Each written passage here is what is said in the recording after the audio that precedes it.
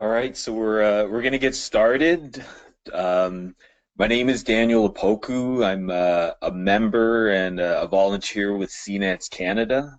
So this is our first Zebra chat. It's our first one, so just gonna ask you to bear with us as we do this. First of all, audio and video, if there are any issues, if someone can let me know by the chat window, and definitely will adjust along the way. So in general, like I said, this is our first one, so it's a bit on the fly, but we think we have something really good here for you guys, for us. So we're gonna roll with it. Just a couple of quick things. So this is intended to be a chat. We have a really good person for this first chat. I'll introduce her in a moment. And then this is a chance to be interactive for you guys to send in questions via the chat option or the question option on our webinar setup here. Couple of quick things. So just in general, or certainly doctors, we absolutely no bashing of doctors. I'll use that term type of thing. We're also trying to avoid, let's say, using certain doctors' names. And then also brand names for certain products. That's not what we're here for either. It's more to share patient stories, to share experiences, and to kind of connect as a community from that standpoint. So with that out of the way, really enjoy. This is something for you, and hope you get something really good out of this.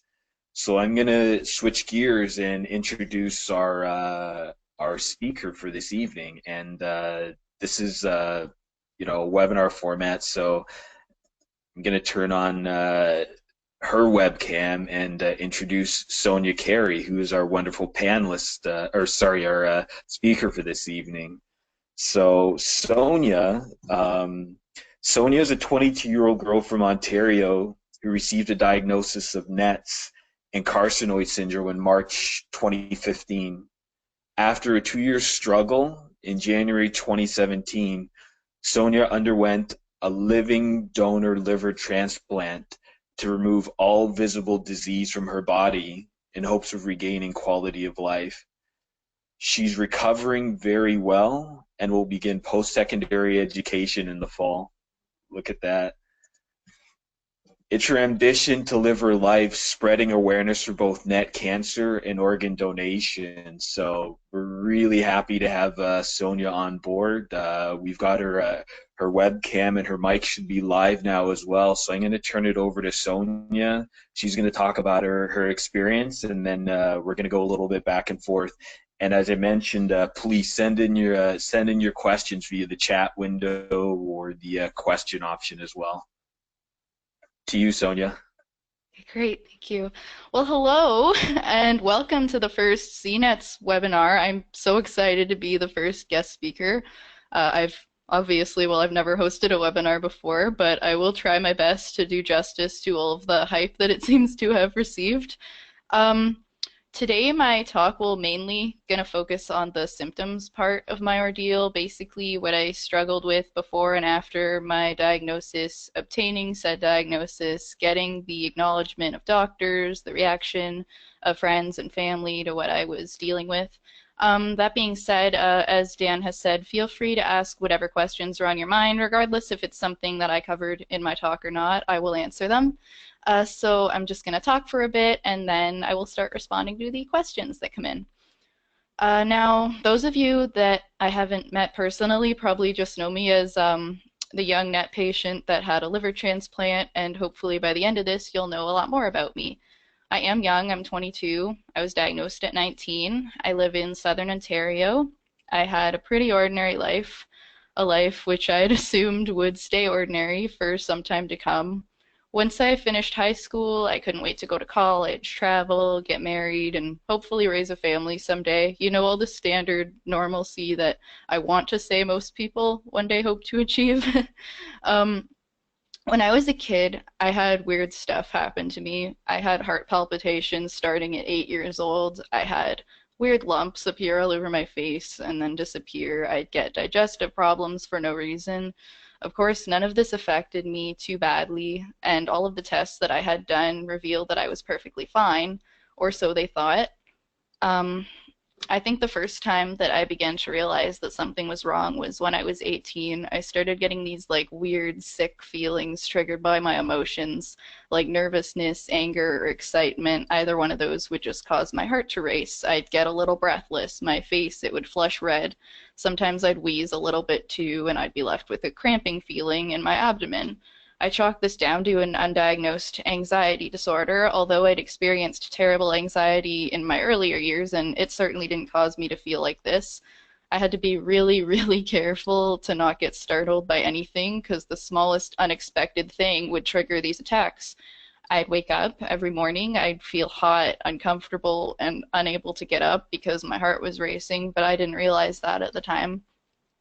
I did end up going to my family doctor who told me I was anemic, anxious, among other things. He took my blood pressure and he said it was really low. He ordered an ultrasound of my abdomen, which revealed multiple, he called them nodules, and he didn't bother linking it to how I was feeling. He didn't believe it was anything life-threatening. I was sent home to continue dealing with this, and I didn't bother with second opinions as I was 18 at the time, and I'd never been sick, and I so desperately wanted to believe that whatever this was, it was all just going to go away. Unfortunately, it started getting worse to where these episodes started becoming more frequent. It was hard to stay standing, the heart racing would last longer, the feeling of being suffocated got stronger, my hands would go totally numb, and sometimes my feet as well. I was working in a convenience store at the time, and I found myself kneeling down on the floor pretending to count newspapers several times during my shift just to catch my breath out of customers and coworkers asking me if I was okay all the time, as my face would either be beet red or really puffy and white, like plasticky looking almost, as some people would describe it. Um, Going from a sitting to a standing position was one of the worst things for me. Every time I would stand, the cycle would just kind of repeat itself. It was pretty horrendous, and I truly don't know how to explain it. A few months before my diagnosis, my mom and I, we actually took a trip to Myrtle Beach. Initially, I tried to get out of it because she didn't know how sick I was, and I didn't want her to worry. I really should have involved her, but I didn't. Finally, I agreed to go on this bus tour with her. Needless to say, she was pretty horrified watching how badly I'd suffer every time the bus made a stop and we had to get out. During one of our tours, I ended up leaving to go across the street and lie down in the washroom for an hour, just dry heaving from the painful cramps I was getting. I started requiring assistance during my shifts at work. Sometimes I'd just get really sick in the middle of serving a customer and I'd have to go lay down in the washroom, which was really gross, but I didn't have much of a chance and much of a choice, sorry. Um, Sitting down didn't help the attacks anymore. Like I'd have to lay down flat at this point. It was just way too hard for me. I wasn't someone who could be relied on anymore, and I had to accept that. Dan, why don't you show the picture where I'm holding the pulse oximeter? The next one. Yeah, that one, that one. Thanks. I started requiring, uh, sorry, shortly after my trip, I actually went for an MRI of my abdomen, which revealed that whatever was on my liver, it was growing. I was really frightened at this point, and I figured it was some type of cancer because I kept on feeling worse. Not that I'd ever heard of any type of cancer that can do this to somebody, but I decided to do my own research and I pulled up something that I'd seen before, but I didn't believe I had it because I read that it was really, really rare, and that was carcinoid syndrome. I fit every single one of the list of possible symptoms. I grew up believing that Googling your symptoms was one of the worst things that you could do, and it still really isn't that good of an idea if you've got a lot of anxiety, depending. Um, but in this case, it saved me. I obtained one of those urine collection jugs from my family doctor to do the 24-hour urine collection for the 5-HT1AA. I like serotonin basically. I knew that this was what was going to diagnose me. And sure enough, a week later, I got a phone call saying to come in. They had found something. For the lab that I did, under 40 is basically what's considered normal, and mine was over 800. which was pretty alarming. My family doctor referred me somewhere else to receive this news. I guess he didn't want to face me after he encouraged me for 1.5 years that everything was fine, and it had gotten so bad that I was about to quit working and quit college as well.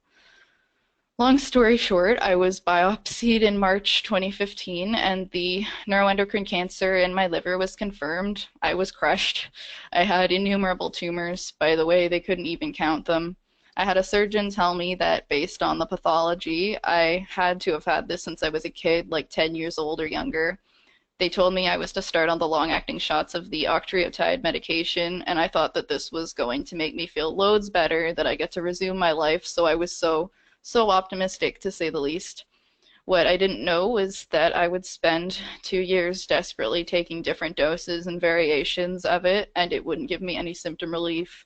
For 2 years, I'd be stuck in the house in a constant state of physical suffering, depression, and cabin fever. So I guess it makes sense that I became in denial.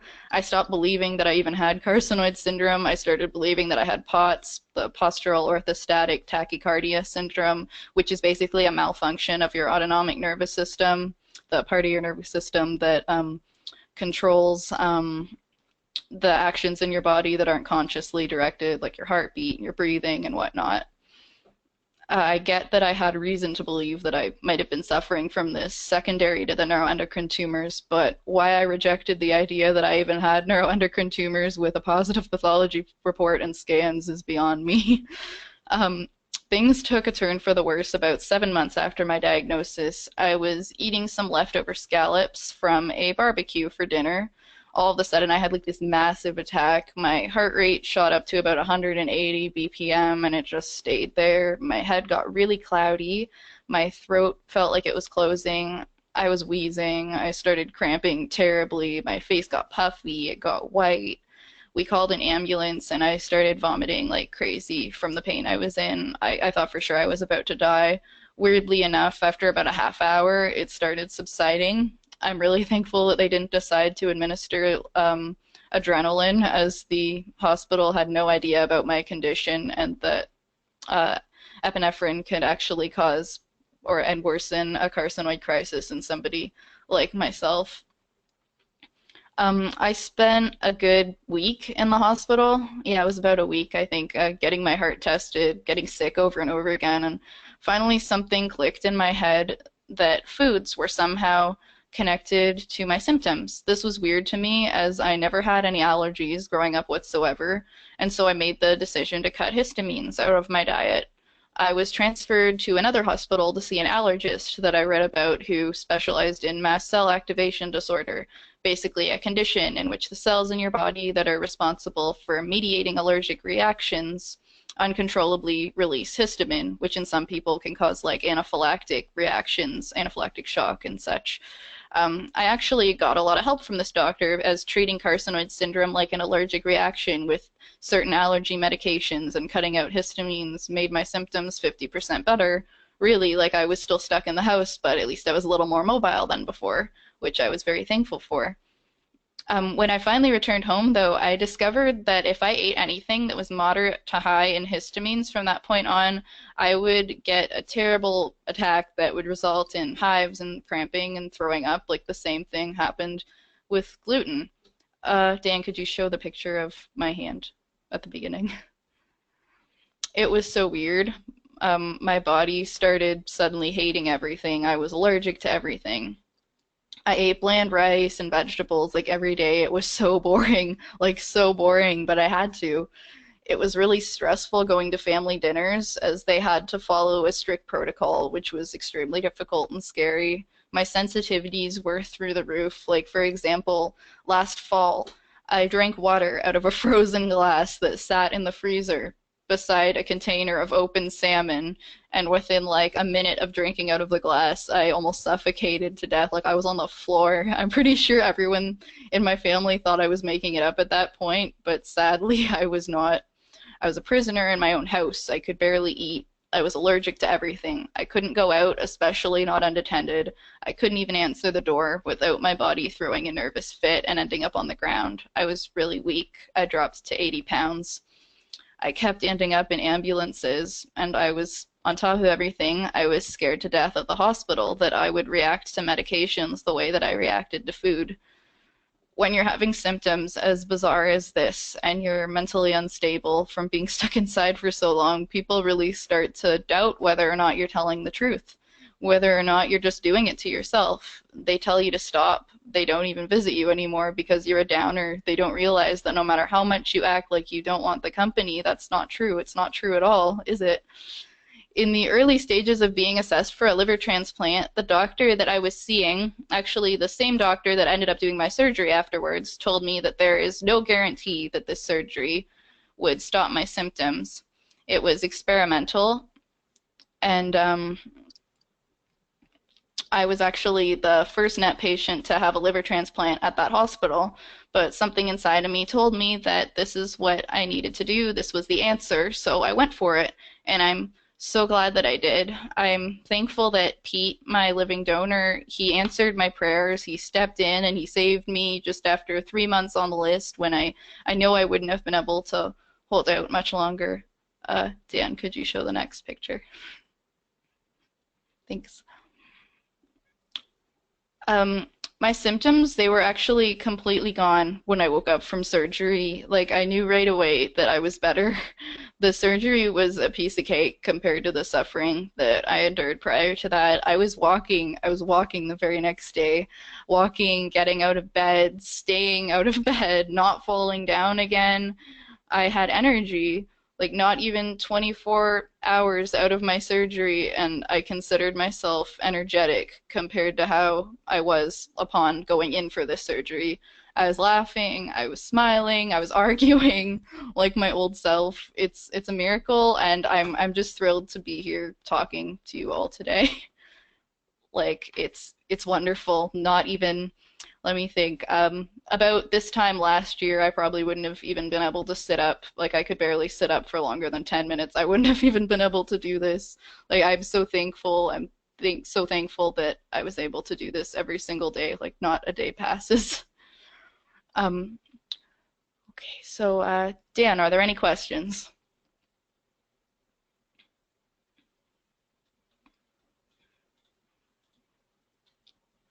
Let me see.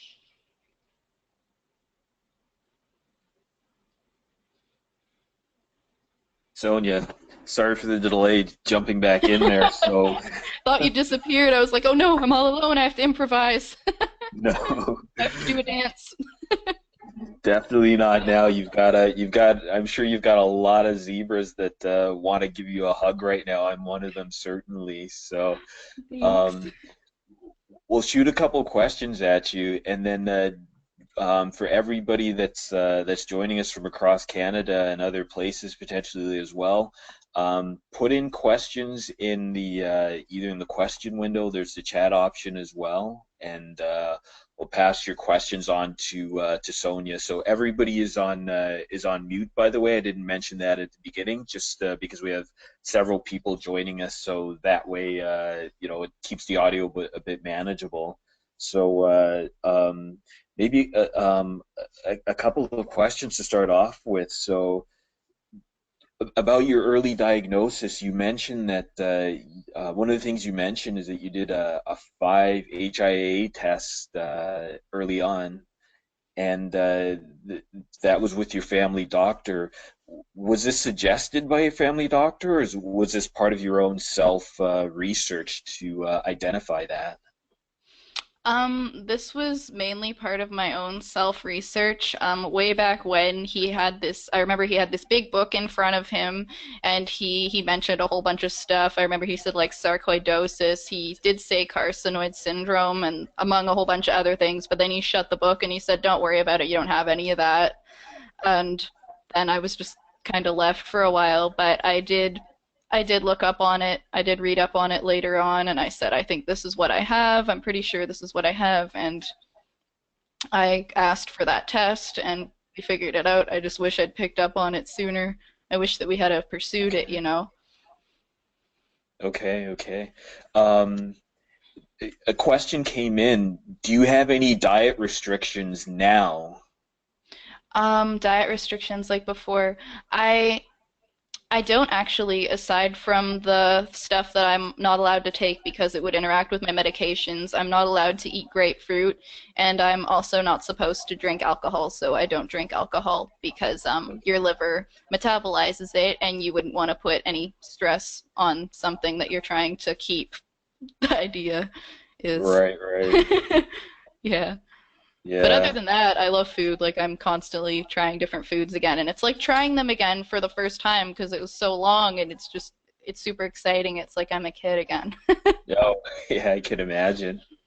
And coming back to what you're saying about not being able to drink, so that's something I share because part of my story involves the liver as well. But listening to what it was like for you post surgery, if there was ever an occasion to break out the bubbly, unfortunately, it wasn't, let's say. I see there's a few people that have raised their hands. I don't know if that's indicating a question, but if you could put your questions either in the chat window or in the uh, or where questions are, then we'll be able to take them. So another question. So that came in. What's your medical follow-up schedule post-transplant? Okay, well, it starts out very, very strict, like especially within the first month. I was in there for follow-up, like with a transplant team, like every few days. I ended up just kind of staying in the city where I got the transplant for a few weeks afterwards, and I would get blood work, I think, every other day as well. But as time passes, it becomes the appointments become a lot fewer. Like I'm 4 months out of a surgery right now, and I'm at 3 month follow-ups appointments, but I still go for weekly blood work. Every Monday I go for blood work. And as far as a neuroendocrine specialist is concerned, I've seen him once since my surgery, and I think we're at 3 month kind of follow-ups just for now because we're still in the process of doing tests and whatnot, just to kind of give an idea of what's going on. Okay, very good. Another question that came in, do you have tumors anywhere other than your liver? And second part to the question, actually, why don't you start with that, and then we'll come back to the second part of the question. Okay, okay.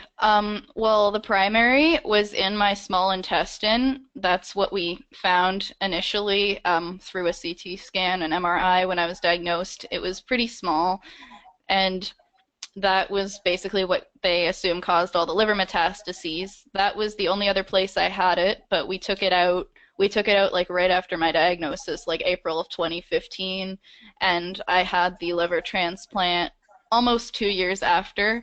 I believe that for a liver transplant, you need 1 year of at least 1 year of no spread outside of your liver. So if you did have something else and had it removed, they would need proof that it's not like spreading out for at least a year.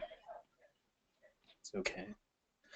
And then the second part of the question is, what treatments slash medications are you on now? Well, for a transplant, I take one anti-rejection med and one like steroid type med. The steroid I'm I'm coming off of, so it's only going to be the one medication, and then I take a PPI just for now to prevent like acid reflux and ulcers from that you would get from taking the steroids. But to be honest with you, I'm barely on any type of transplant medication, which is pretty rare because I know some people who take like 57 pills a day, and I'm just like, how is this even possible that I like have these like few pills and that's it, it almost doesn't seem fair. In terms for the neuroendocrine, though I'm not on any type of medication or treatment.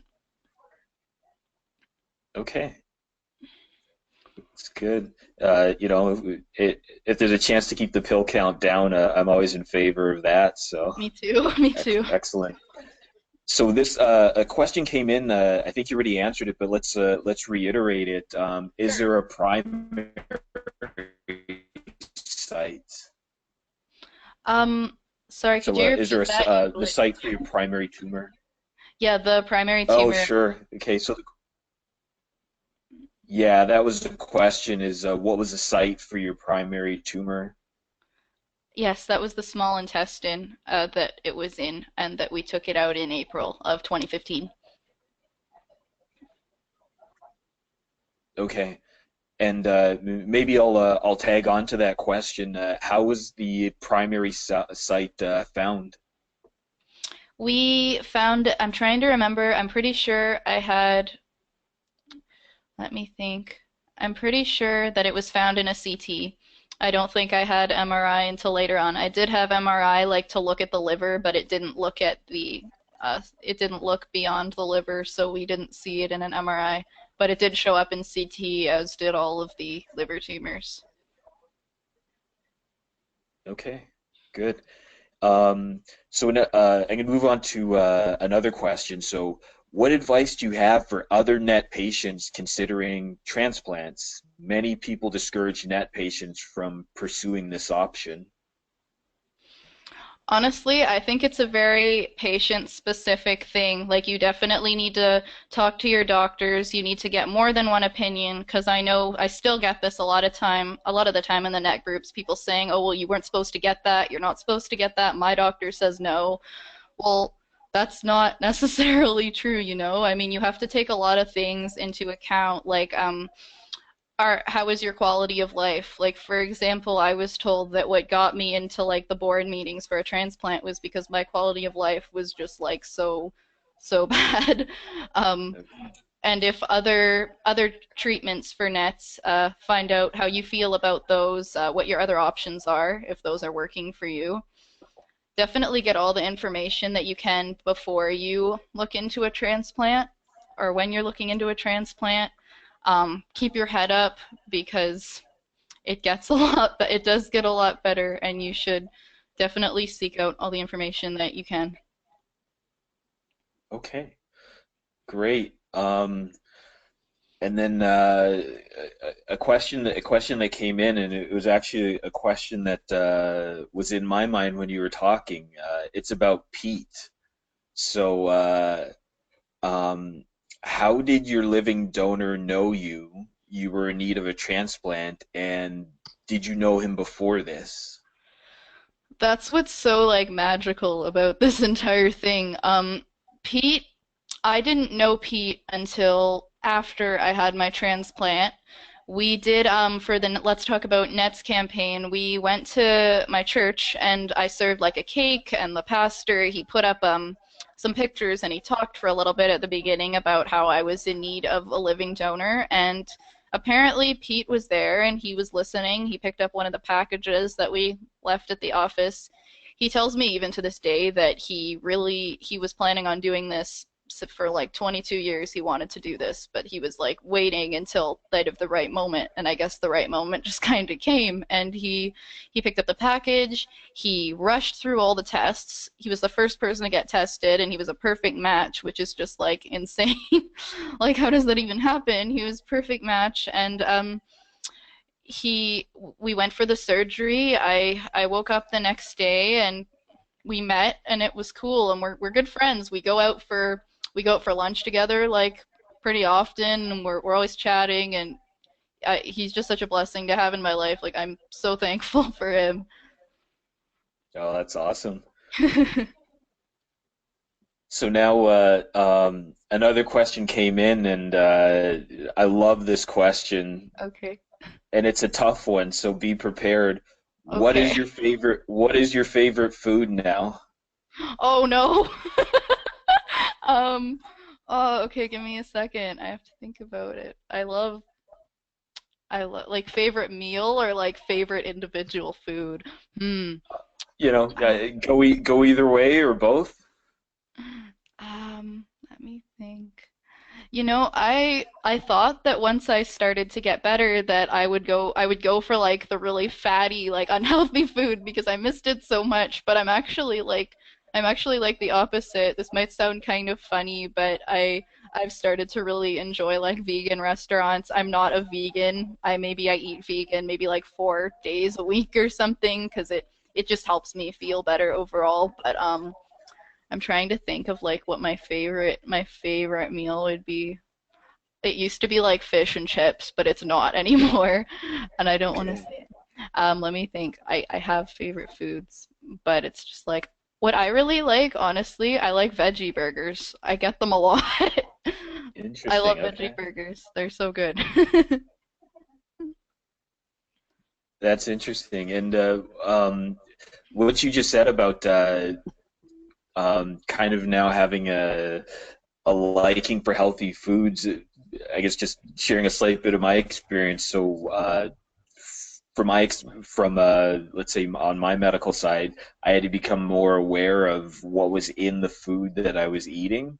So it Yes. really kind of changed things from that standpoint. Was it similar for you, where you became more aware of like what was in specific meals, or did you end up finding restaurants that were a little more, a better bet as far as being able to eat there without risk? Are you talking about before transplant or after? Actually, both actually. Maybe a little more the after, but it sounds Okay. like before it was, let's say, quite a risk going to Oh restaurants. yeah. Well, honestly, I didn't go to restaurants. They were out of the question. Even going over to friends' houses, I wouldn't let them make me food. They would think they're doing me a favor. They're like, "Come over, I'll cook for you." And my skin would just start crawling, and I'd be like, "No, no, no, you don't have to do that because it's scary." And I would my boyfriend Joseph, he was a lifesaver because he worked in a kitchen for, I think he has about 8 years of kitchen experience that he had, and he utilized that to help make me food that I could eat. Like I couldn't eat bread, I couldn't eat like the baking powder and like the yeast and stuff, but he figured out how to make me, for example, a loaf out of rice, like rice flour, and so I ate that. I ate that a lot. I learned how to make stir fries and I just ate stir fries all the time, which are good, but at the same time, if you eat stir fry all the time, it's just not very fun anymore. Um, after after transplant, when I started eating at restaurants and stuff again, I usually don't really ask unless I think it's something like citrusy. I'll be like, is there grapefruit in this? Which is like my only concern, but if it's like a generally healthy restaurant, I don't have too many concerns. I mean, I kind of know what to expect depending on the restaurant that I go to, and I stay out of McDonald's and Burger King and the like. Okay. That's just my choice. Okay. Okay. So, an interesting question that came in was your whole level, tongue-tied a little bit, was your whole liver removed, and how much of Pete's liver did you need? Yes, my whole liver was removed. It was a full liver transplant, and I was told that they removed 70% of Pete's liver. You can actually function with 30% of a liver. It will grow back like to within a couple of months of the surgery. Both Pete and I had full-size livers functioning very well. It's awesome. A lot of people don't know that about being a living donor, that it will just grow back. They think, well, how am I gonna live with 30% of my liver? Like it grows back. It grows back. Wow. Okay. Okay. Um, so I'm just gonna pause for a second because I see there's a few people that have used the hand raise function, but haven't sent in questions. So send in your questions, please, via either the chat window or via the question area, and we'll definitely, we'll bring them up there. We'll chat about them, definitely. Um, if you're having issues, support at cnetscanada.org. You could always send an email that way, and we'll figure it out along the way. So, a couple other questions that came in. So, would you say that your life is relatively normal now? Yeah, I'd say it's pretty normal. I mean, I do deal with I do get tired a lot faster than when I was my normal healthy self. Like I have to pace myself. I take naps, but I mean it's nothing I can't handle. It's pretty normal. I go out with my friends. I eat. I'm going to school in September for the first time in a couple of years. I'm really excited for that. It's gonna be great. I'd say it's pretty normal. Like I get what a new normal is now. It's not quite as normal as when you were like before you got sick, but it's you get used to it and it's doable and you learn to manage and that's what I've done. Okay, good stuff. And actually, just a tag-on question to that. So, do you think some of that may be related to just recovery from major surgery in general, as opposed to specifically related to a liver transplant? Because it's still, relatively, it hasn't been very long. You know, I will let you know in approximately 8 more months because I was told that you don't totally feel like yourself for a year. Some people go back to feeling like they're themselves a lot sooner, but and some people are always tired. So it's just I might go back to having a lot more energy, but that's just something that I don't know yet. Like Pete, for example, has a lot of shortness of breath, and they told him he's gonna feel like that probably until like a year post the surgery, and so it's just something that you got to deal with for the time being. But I mean, at least like in my case, it's amazing compared to how things were before. Like I'm just so happy that I'm out of that. It was very scary. Okay. Stuff. So we have a few more questions that came in here. Uh, have you met other net transplant patients? If so, do you have any common experiences? I have met a couple of them that I've spoken to. One I met at the CNETS conference, and the other one was not there, but I spoke to them both on the phone. They're both ladies from Ontario, and let me think. One of them I think is 3 years out of surgery, and the other one I think 2 years. Um, Common experiences. Well, I haven't really spoken to them about how I was feeling like too much since my surgery. But I do remember that one told me that for the first little while she felt like she'd been hit by a bus when she woke up. And so I kind of understand that now. I remember thinking, oh wow, I kind of get why you have to go through so many tests before you get this surgery. It's pretty big thing to handle, you know. Um, but I think that we recovered remarkably fast, the both of us, which is cool. Actually, yeah, that's interesting when you talk about we recovered. So, you and Pete, kind of at a similar time frame type of thing, and then also someone that going through the recovery process. Did you take any walks together? Like typically with surgery, it's sort of like walking is one of the common things that are prescribed. Well, it was kind of difficult because we were both on different floors. Like they have like three different floors. They'll have like the ICU, there's a step down, and then there's a step down from that, or when you go home. And we were always on different floors, but and then he went home afterwards, and I stayed in the city. And but we did hang out afterwards. It just took a while to be able to meet up. I think a few Right. weeks. Okay. Okay. So, a question that came in regarding diet. Did you give up meat or dairy? After the surgery, um, well, um, like you're talking about right now, right? Or in the past? What do you think? Maybe Maybe. so the person that put out the question, if you want to send out a clarification, and then maybe Sonia, I don't know if you want to talk about before, after, at any point before, after, did you give up meat or dairy, or is it something that Um, it sounds like maybe before you may have had to give up quite a few things, and maybe after it's different. I don't know. well, I can kind of address both.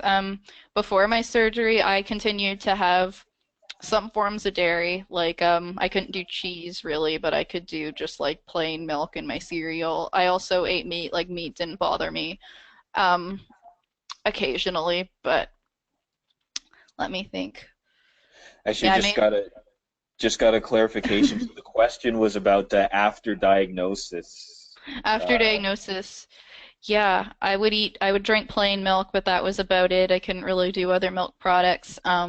Meat occasionally, sometimes beef would bother me, sometimes it wouldn't, but I mainly just ate vegetables because I that was just how it was.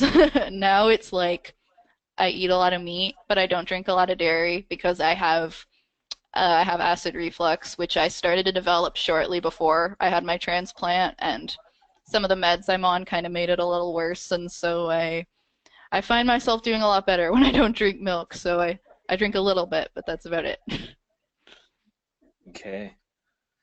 And next question. So, how are your elimination functions? Do you have any problems with diarrhea?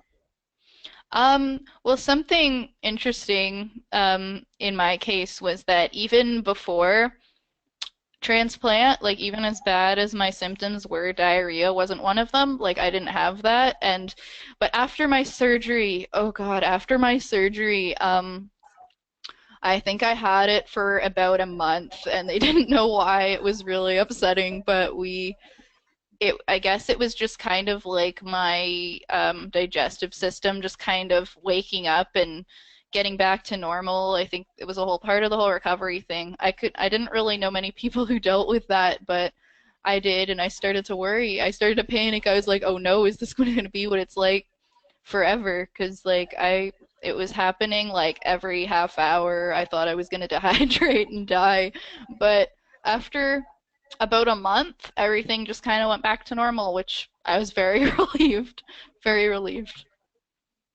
Okay, okay. Um, so some other questions. I'm gonna switch gears for just a second and um, ask you about the team of people that were around you for this, and um, was it how do I explain it? Just in general, the team of people that were around you for this, and maybe a little bit about the emotional side of it as well, the support team. Just thinking about some of the things you mentioned. I mean, it was tough getting there.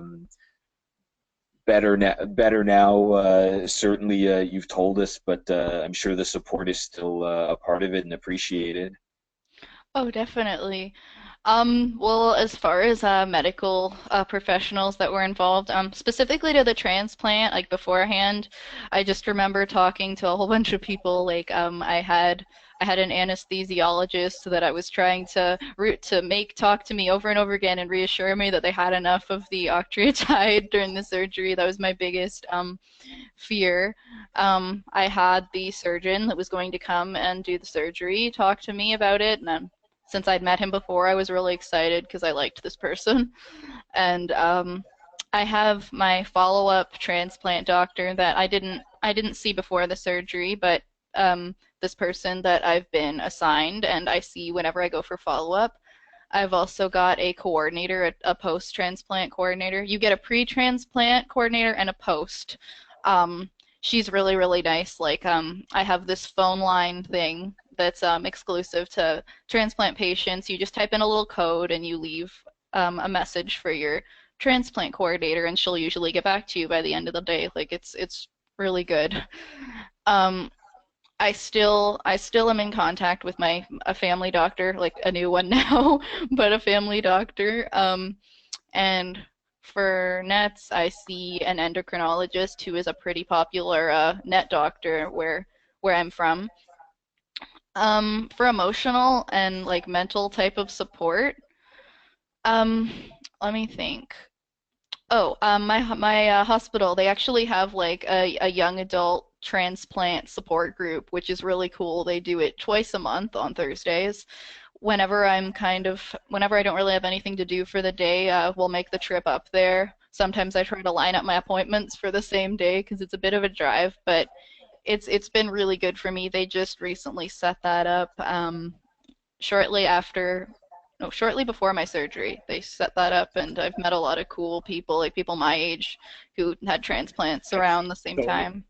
Sonia, sorry, just going to interrupt for a second. I think your audio, we may have lost it for a second. I can hear you quite well. Can somebody send me a question or a chat just to confirm if the audio is okay? I don't know if maybe Rico or Jackie or some of the others. Okay, great. So we've got confirmation your audio is good. Thank you. Okay. Several people confirmed that. So Okay, sorry to great. interrupt. I think you were talking about your the young adult transplant group. Yeah, yeah, I was just saying that the hospital has a young adult transplant group and I'm really, really happy with that. And I've got the support of like as far as being at home is concerned. I have my parents, I have my boyfriend, and I have a couple of friends. And it's funny because the people who ended up being like the friends who kind of stepped in and were the most support, it's people that maybe I didn't really speak to until like maybe the past few years. We just started becoming really good friends, and then the people that I've had as friends for so many years, it's like you don't really hear from, so you never know, right? But I'm really happy with the support system that I have and the friends that I have, and I just feel like I have something really solid there. Like I know who's by my side and I know who cares about me and wants to make sure that everything's fine. And so that's good. Great, great. So so another question here, and as I mentioned at the beginning, like we're avoiding using brand names of drugs and things like that.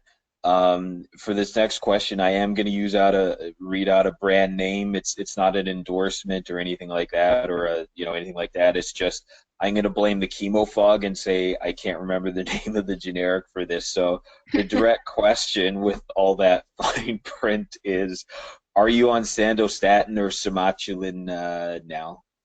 Oh yeah, the somatostatin analogs. I spoke to my doctor about that, and I honestly I thought that I was going to be going back on those, but he said no. A couple of other doctors said no, and I think that the main reasoning for this is because I might not be right about this, but I think that they can have an impact on like long term possibly on your kidneys, and the medication that I take now can have an impact on your kidneys. So double that probably wouldn't be good, and so they don't want to do that if they don't see a need for it right now. But that is why I am not taking either of those. I was just told that I didn't need to, and I'm not symptomatic either, so I guess we're just gonna kind of see how things are. I'm trying to get a gallium scan. I haven't had one, but I'm currently pushing to get one, so we'll see. We'll get more information as time passes. Excellent, good stuff. Um, I think the gallium scan, maybe you might have to drive past my neighborhoods. So if that happens, we'll definitely have a coffee Oh or yeah, where are whatever.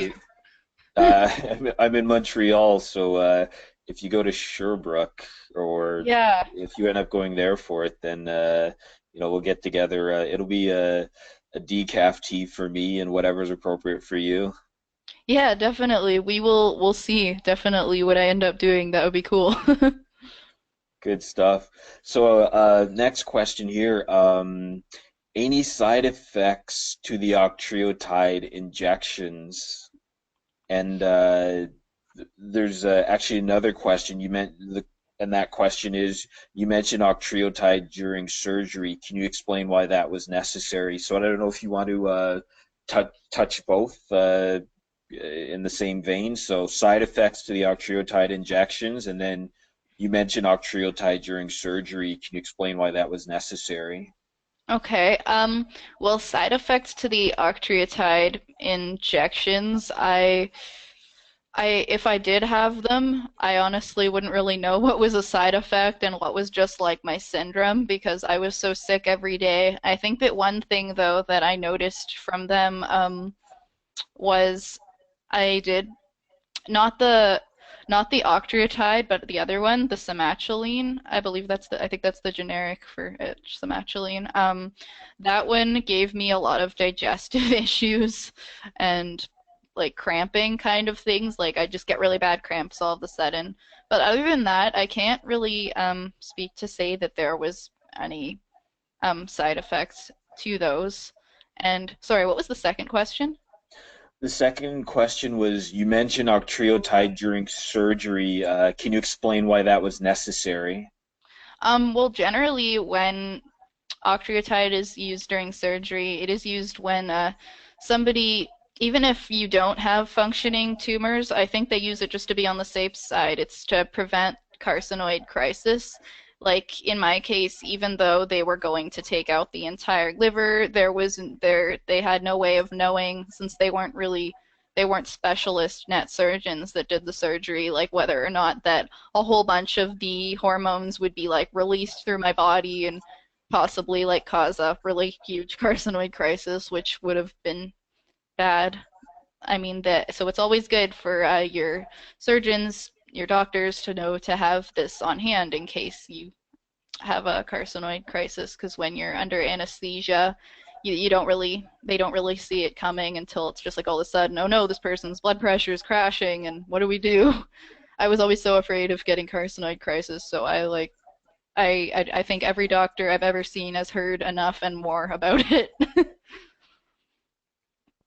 Okay, interesting. I wasn't aware that I've let's say had procedures and had medications prepared for that. I haven't had to have that, but No, huh? yeah, learning several things tonight. Um, so I'm gonna go on to the next question. Do you have follow-ups with net doctors anymore? So neuroendocrine tumor specialist doctors anymore? Yes, I do. I have my one specialist doctor that I see every so often that's going to follow up with me on my imaging and as well as the chromogranin tests, the 24-hour urine test. I just got the results back actually of my one that he ordered, and for the first time ever, I had a normal 5-HIAA, and I was just so excited because it went from being like 800 a couple of years ago to being under 40 what it's supposed to be in this lab, and I was just crying. It was great. It's fantastic, and it sounds like it lined up with when you woke up from surgery or shortly after how you felt symptom-wise in general. Yeah, like it didn't feel like there was just a big burden like in my chest and just on my like on all of my organs like it felt like before, like it felt like my whole body was just exhausted, like every single part of it before, and then it just I woke up and it felt like that was all just kind of lifted. It was gone and it was great. I it was more than great, but I can't find the right words to describe something so phenomenal. Right, right. Very awesome. So there was a question here about the support group and what hospital that was at. So you mentioned a young adult Oh, transplant support group. yeah, the Young Adult Transplant Support Group. It is at Toronto General Hospital, and I believe it's the every other Thursday of the month, the second and fourth, I think, Thursday of each month. Again, like if you have like any specific questions about it, like you can add me on Facebook if you want to have like private conversation about that sort of thing. I'd be happy to take time to give out some information and offer some help. So Great, thank you for that. And then maybe I'll tag onto that question. Are you aware of similar support groups in other places? Do you know if that's kind of a unique one? The young adult one sounds like it might be kind of unique, but I think there should be transplant support groups in either hospitals that have transplants. Like I think there would be. I would definitely call and see if like a certain hospital that you have nearby might have something like that. Like they have like people who are pre, people who are post, support like family members, like really anybody's kind of welcome to attend these, the ones that I have anyway. I'm pretty sure it would be the same in other hospitals, but Yeah, my answer. I'm pretty sure that they would have them in other hospitals, but Okay. I do not know for sure. Okay. Um, so just letting everybody know, so we're coming down to the last few minutes here. We have a couple of questions queued up. If there's a burning question you have, we could kind of do the, I don't know if it's like the rapid fire round of questions or not, but you know, if there's a burning question you have, please put it out there. And even if we take it offline, that's fine. So. Um, see, just going back, the next question, um, will your doctors continue to scan to make sure the nets don't come back? Yes, twice a year right now. My goal for the future is to hopefully have one MRI and one GA68, the gallium every year, but we'll see exactly how that plays out. I still have a lot of questions because I don't know anybody who has had a gallium scan who's had a liver transplant, and from my understanding, I think there's actually like radiation in the um, injection that they give you. I'm probably going to need a lot of professional opinions on the effects that that could have on someone with a liver transplant because I know it's not good to expose the new liver to radiation, so I'll have to figure that one out. That's a new one I came up with last week. Good stuff. So then, gonna come to a nice wrap-up question here. So, what are your plans for the future? What's ahead of you? Oh, good question. Why don't you go ahead and put up the last picture that I put up there? Um, there's actually a mountain that I climbed, not literally climbed with my hands. There were stairs in 2013. It's called Sulphur Mountain in Alberta.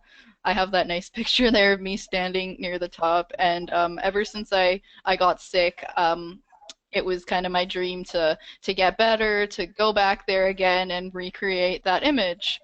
And so that's my goal. I'm hoping to do that next year. I've got a lot of things planned this year already, so I think that would definitely be a nice, maybe like a 1 year post transplant kind of a trip. And aside from that, I'm starting my college course in September. I'm going to Niagara College, and I'm taking office administration health services. So like the people who do like health records, secretaries for doctors, that kind of thing. And it's kind of a job I can do sitting down, so it won't be too stressful on me. And I'm really looking forward to doing that. I've heard it's a really good course, so I'm excited.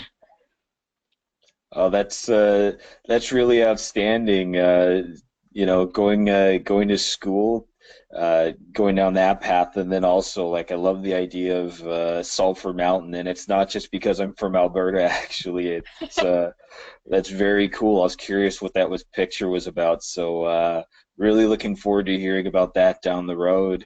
So one of the comments that came in, I think, I'm going to read a couple of them, and I think they really sum it up.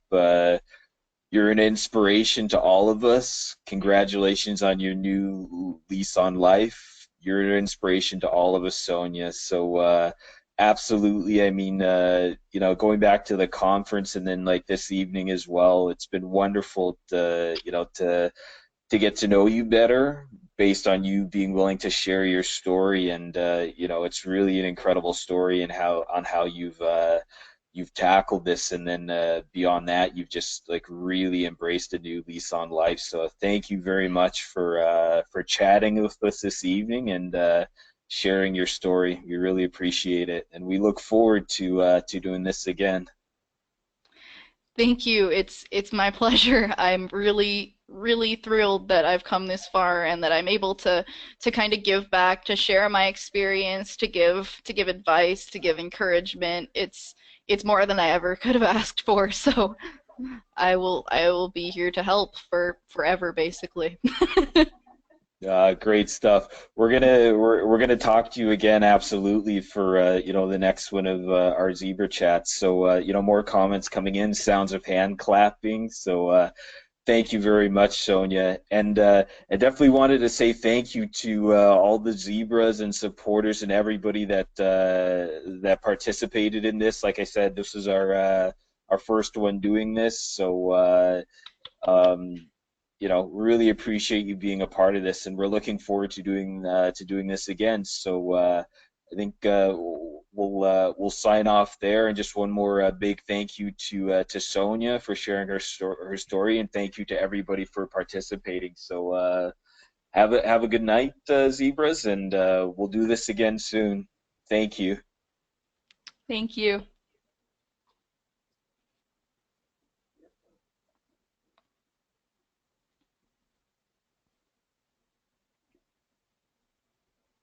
And when I said this was our first time doing this, now I'm trying to find out how to gracefully end this without spending 5 minutes clicking. So there's your